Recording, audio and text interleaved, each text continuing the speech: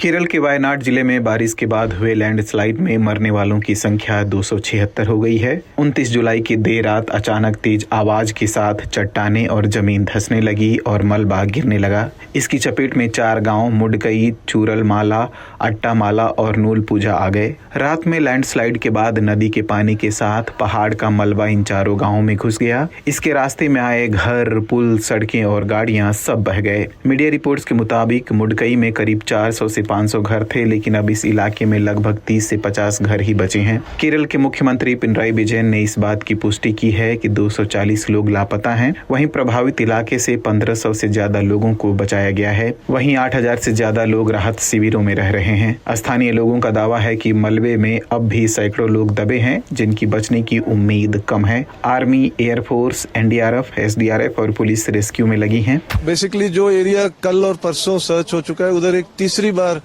Combing हो रही है कि अगर कोई सर्वाइवर अभी भी बचा हुआ है, रबल के नीचे दबा हुआ है, तो उनको निकालने की उम्मीद में हर घर में जाके उसको सर्च करना, उसकी तलाशी लेना, अंदर सर्च करना, उसमें समय लगेगा। वायनाड जिले के इस पहाड़ी इलाके में लैंडस्लाइड कोई नई बात नहीं है। केरल वन अनुसंधान संस्थान की एक रिपोर्ट में इसकी वजह चट्टानों में खनन को बताया गया था। इस संस्थान के वैज्ञानिक डॉक्टर टीवी संजीव ने मीडिया से बातचीत में बताया कि एक नया कानून बागान वाले एक हिस्से का इस्तेमाल अन्य गतिविधियों के लिए करने की इजाजत देता है। ऐसे में पर्यटन को ध्यान में रखते हुए लोग बड़ी बड़ी इमारतों का निर्माण करने लगे हैं। इसके लिए जमीन को समतल करना पड़ता है। इसके अलावा बड़े पैमाने पर सड़कों का निर्माण, पहाड़ी क्षेत्र में जनसंख्या का विस्तार और एकल फसल की खेती जैसे कारक जिम्मेदार हैं। संजीव का कहना है कि यहाँ की जमीन इतनी नाजुक हो गई है कि वो भारी बारिश सहन नहीं कर पा रही। जुलाई 2022 में मिनिस्ट्री ऑफ अर्थ साइंस की ओर से लोकसभा में जानकारी दी गई कि पिछले 7 सालों में लैंडस्लाइड के सबसे ज्यादा मामले केरल में हुए। 2015 से 2022 के बीच लैंडस्लाइड की 3782 घटनाएं हुई, जिनमें से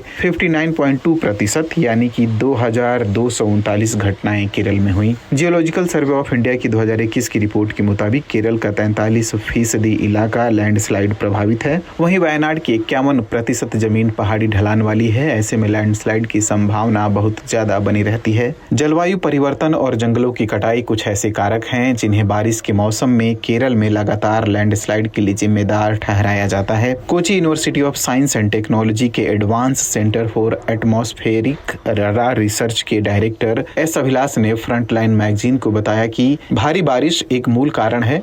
इससे पहले की आपदा के बाद की जांच में पाया गया कि लैंडस्लाइड के लिए अभूतपूर्व भारी बारिश जिम्मेदार थी। केरल पुनर्निर्माण विकास कार्यक्रम के दस्तावेज बताते हैं कि राज्य में लैंडस्लाइड और बाढ़ से हाशिए पर पड़े और कमजोर वर्ग जैसे बुजुर्ग, बच्चे, विकलांग, महिलाएं, अनुसूचित जनजाति, अनुसूचित जाति और मछुआरे सबसे अधिक प्रभावित होते हैं।